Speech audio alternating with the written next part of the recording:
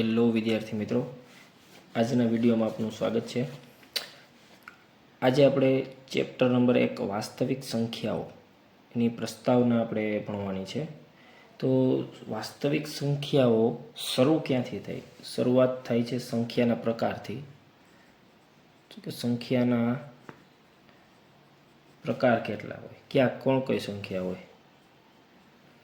એક હોય છે કાલ્પનિક સંખ્યા અને બીજી હોય છે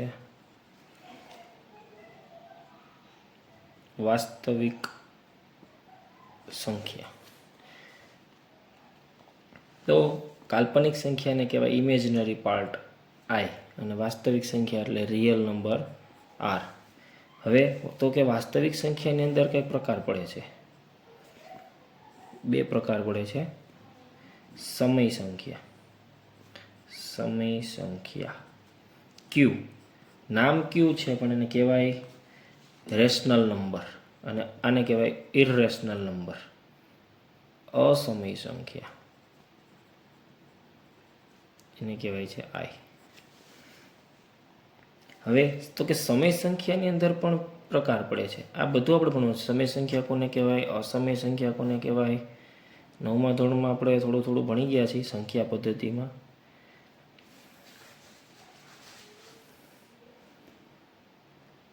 સમય સંખ્યાની અંદર ભાગ પડે છે પૂર્ણાંક સંખ્યા, એને કહેવાય ઝેડ, ઝેડ ઝેહરલ નંબર। અપૂર્ણાંક સંખ્યા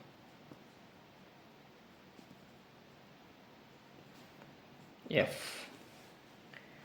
હવે ઝેડ ને ઝેહરલ નંબર પૂર્ણાંક સંખ્યાના ભાગ પડે પાછા ધન સંખ્યા પી, ઋણ સંખ્યા અને શૂન્ય છેલ્લે આવશે, જે ધન પણ નથી અને ઋણ પણ નથી। ધન સંખ્યાની અંદર પાછા પ્રકાર પડે છે। ધન સંખ્યાના પ્રકાર કેવા પડે છે? તો કે પૂર્ણ સંખ્યા, હોલ નંબર કે ડબલ્યુ, અને બીજું કહેવાય છે પ્રાકૃતિક સંખ્યા, એને કહેવાય નેચરલ નંબર, આપણે જેને બધા ઓળખીએ છીએ તે। હવે પ્રાકૃતિક સંખ્યામાં એકી સંખ્યા,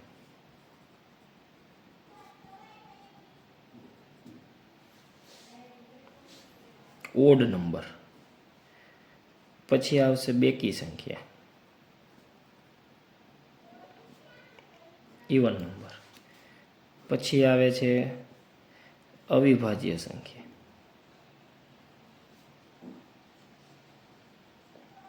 અને અવિભાજ્ય હોય તો વિભાજ્ય હોવાની જ છે, વિભાજ્ય સંખ્યા સી। તો આટલા પ્રકારની સંખ્યાઓ આપણે આવે છે। પેલી છે પ્રાકૃતિક સંખ્યા કોને કહેવાય? શરૂઆત કરીએ આપણે પ્રાકૃતિક સંખ્યા એન। પ્રાકૃતિક સંખ્યા કોને કહેવાય? તો કે જે સંખ્યા એકથી શરૂ થાય અને અનંત સુધી હોય આવી સંખ્યાને કહેવાય પ્રાકૃતિક સંખ્યા। સૌથી નાની પ્રાકૃતિક સંખ્યા 1 છે। અને આપણને કોઈ પૂછે સૌથી મોટી પ્રાકૃતિક સંખ્યા કઈ? સૌથી મોટી પ્રાકૃતિક સંખ્યાનું અસ્તિત્વ જ નથી।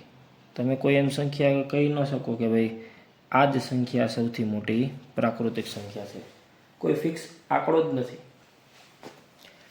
તમે જે સંખ્યા બોલો એના કરતાં એક આંકડો વધારો એટલે એના કરતાં મોટી થઈ જાય, તો એ પણ આપણે કહી શકાય કે ભાઈ એનું અસ્તિત્વ છે નહીં। પ્રાકૃતિક સંખ્યાનો ગણ લખાય કઈ રીતે? n 1 2 3 4 ડેશ ડેશ ડેશ હાઈલે જાય અનંત સુધી ચાલી જાય. પ્રાકૃતિક સંખ્યા પછી આવશે પૂર્ણ સંખ્યા, હોલ નંબર. જે પ્રાકૃતિક સંખ્યાની શરૂઆત 0 થી થાય હોય પ્રાકૃતિક સંખ્યા, પરંતુ શરૂઆત ક્યાંથી થાય? 0 થી.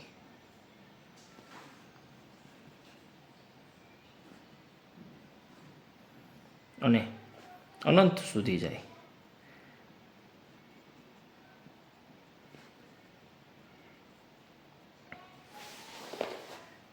તો આની અંદર આપણે વિચારીએ કે ભાઈ સૌથી નાની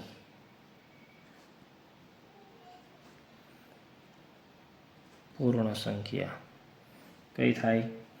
0 છે. આમાં પણ એ જ વસ્તુ લાગશે. સૌથી મોટી પૂર્ણ સંખ્યાનું અસ્તિત્વ છે નહીં, તો પૂર્ણ સંખ્યાનો ગણ કઈ રીતે લખાય?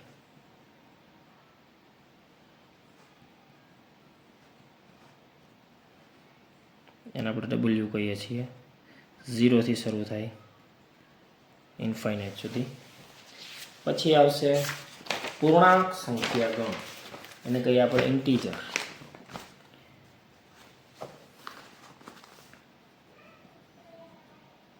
પૂર્ણાંક સંખ્યા ઇન્ટીજર.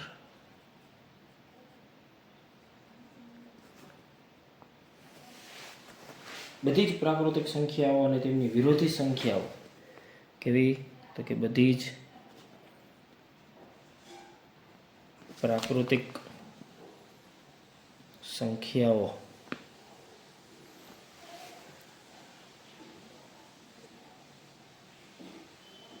અને તેમની વિરોધી સંખ્યાઓ તથા શૂન્યના જથ્થાને પૂર્ણાંક સંખ્યા કહેવાય.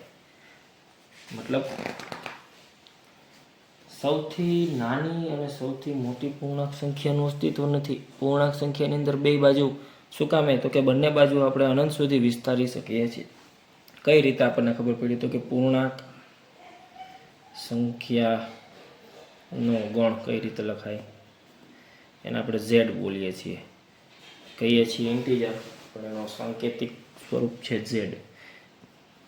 જો આ બાજુ ઇન્ફાઇનાઇટ સુધી છે, -2 -1 0 1 2, અને આ બાજુ પણ ઇન્ફાઇનાઇટ સુધી. આની અંદર આપણે પહેલાં વિચારતા કે ભાઈ 0 નાની છે.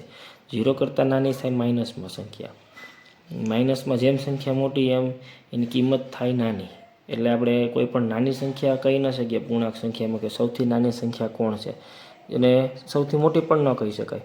એટલે આપણે એમાં એવું વિચારીએ છીએ કે સૌથી નાની અને સૌથી મોટી પૂર્ણાંક સંખ્યાનું અસ્તિત્વ છે નહીં. હવે વાત આવે છે જે પ્રમાણે આપણે જે ભણવાનું છે એને રિલેટેડ સૌથી મેઇન વાત સમય સંખ્યા. જે સંખ્યા અંશ અને છેદ સ્વરૂપમાં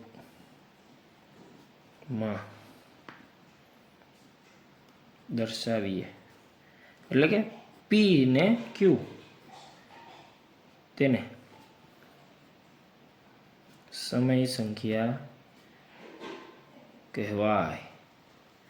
જ્યાં P અને Q એ પૂર્ણાંક અને P એ પૂર્ણાંક અને Q એ શૂન્યેતર પૂર્ણાંક.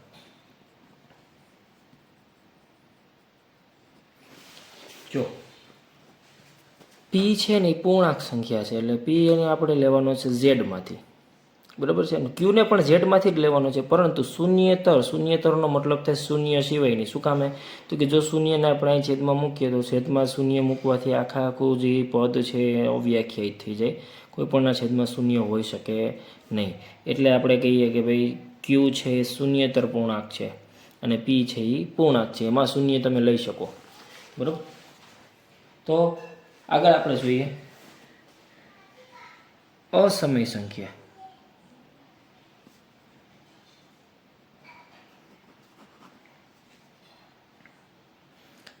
જે સંખ્યાનું વર્ગમૂળ કે ઘનમૂળ ન મળે તેવી સંખ્યાને શું કહેવાય?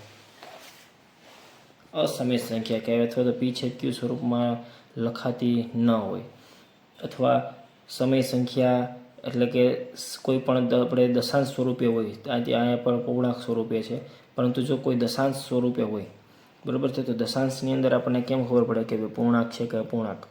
બરાબર. તો દશાંશની અંદર આપણને ખબર પડે શાંત હોય, શાંત દશાંશ. બરાબર. જે આપણે અહીં લખીએ શાંત દશાંશ અથવા તો અનંત આવૃત દશાંશ. બરાબર. શાંત દશાંશ અને અનંત આવૃત દશાંશ, આવી કોઈ સંખ્યા હોય તેને આપણે સમય સંખ્યા કહેવાય. પછી શાંત ન હોય અને પુનરાવર્તન થતું નથી. કઈ રીતે? અનંત આવૃત કોને કહેવાય? તો કે આપણે વિચારીએ કે ભાઈ 0.25 25 25 25, તો આની અંદર આ 25નું પુનરાવર્તન થાય છે, તો એને આપણે સમય સંખ્યા કહેવાય. પરંતુ જો 0.2 4 5 7 2 1 3 5 4 8 આવી રીતે કોઈ હાલ્યું જાય છે, બરાબર, તો આમાં કોઈ સ્પેસિફિક પુનરાવર્તન થતું નથી કે ભાઈ કોઈ પણ 2 આંકડાનું 3 આંકડાનું 5 આંકડાનું પુનરાવર્તન થાય છે. તો આવી કોઈ પણ સંખ્યા દશાંશ સ્વરૂપમાં હોય તેને કહેવાય અસમય સંખ્યા. મેઇન વસ્તુ છે જે સંખ્યાનું વર્ગમૂળ કે ઘનમૂળ ન મળે તેવી સંખ્યાને અસમય સંખ્યા કહેવાય. આપણે એની અંદર પાઈ લઈએ છીએ. પાઈ એ અબેઝિક અસમય સંખ્યા છે. કેવી છે? અસમય સંખ્યા છે. પાઈની કિંમત આપણે લઈએ છીએ 3.14. આપણે વિચારીએ કે ભાઈ પાઈની કિંમત તો 3.14 થાય છે, તો એ આપણી સમય સંખ્યા હોવી જોઈએ, પણ એ આપણે આપણી સરળતા માટે 3.14 લઈએ છીએ. બાકી પાઈની કિંમત આપણે જેવડું તમારું કેલ્સીમાં તમે જો યુઝ કરતા હોય ને એમાં તમે પાઈની કિંમત શોધો તો એમાં જેટલી લિમિટ હોય ત્યાં લગી બતાવે. તમે કોમ્પ્યુટરમાં બતાવો તો કોમ્પ્યુટરમાં પણ એની લિમિટ સુધી બતાવે. એટલે કે એ વસ્તુની કોઈ સીમા જ નથી, એ ઇન્ફાઇનાઇટ સુધી એના ક્રમ ચાલ્યા જ કરે છે. એટલા માટે આપણે પાઈને આપણે ગણીએ છીએ અસમય સંખ્યા. બરાબર. હવે આગળ આવે છે વાસ્તવિક સંખ્યા. ગણ છે વાસ્તવિક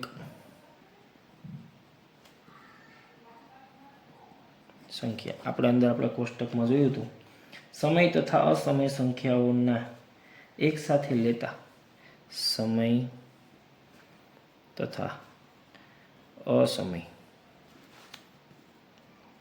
સંખ્યાઓનો ગણ. સમય સંખ્યા અને અસમય સંખ્યા બધાને મિક્સ કરીએ અને જે ગણ બને તેને આપણે સમય સંખ્યા ગણ કહેવાય. એને આપણે વાસ્તવિક સમય તથા અસમયને ભેગા કરીએ તો વાસ્તવિક સંખ્યા ગણ બને. અને વાસ્તવિક સંખ્યાને આર વડે દર્શાવાય છે. હજી આગળ આપણે સંખ્યા આવે છે વિભાજ્ય સંખ્યા. બરાબર. પછી એનો ગુસ્સા આવશે, લસા આવશે. તો આપણે આગળ નેક્સ્ટ વિડીયોમાં આપણે આ બધી વસ્તુઓ જોશું. બરાબર.